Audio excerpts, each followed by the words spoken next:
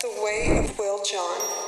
As a whole, as a society, it seems as if we're kind of declining and losing this ability, which may have, I don't know, in the past, was it natural? Was it natural for us to breathe through the nose? And what happened? How'd we get here? Well, we didn't need to do any of this crap, a few hundred years ago, or a few thousand years ago, or 100,000 years ago. Just like we didn't need to have treadmills in our houses, or weights in our houses, or we didn't need to have a zillion different supplements or vitamins or powders to supplement our diets.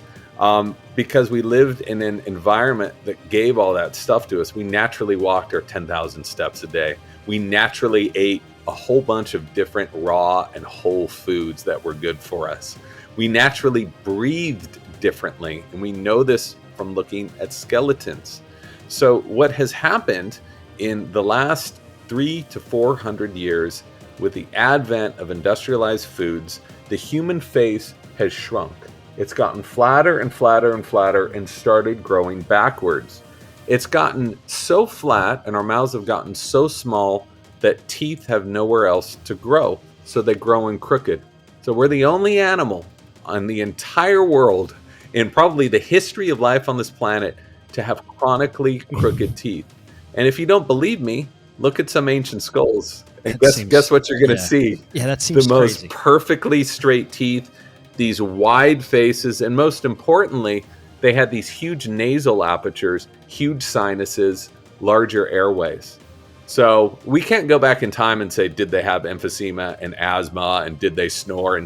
But we can look at their skulls, and from looking at that, just looking at physics, the physics of that, they would have had significantly fewer chronic respiratory issues as we did.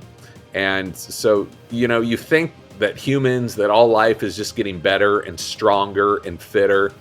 Complete garbage. When we've got a population, 60% of the population now overweight, 40% obese, 10% has diabetes.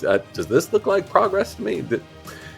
So it's learning this. And I learned this from biological anthropologists. It just blew my mind, because I had been told in school evolution meant survival of the fittest, but it, you can walk around any street and see that, a few hundred years ago, I think we were a lot stronger than we are now.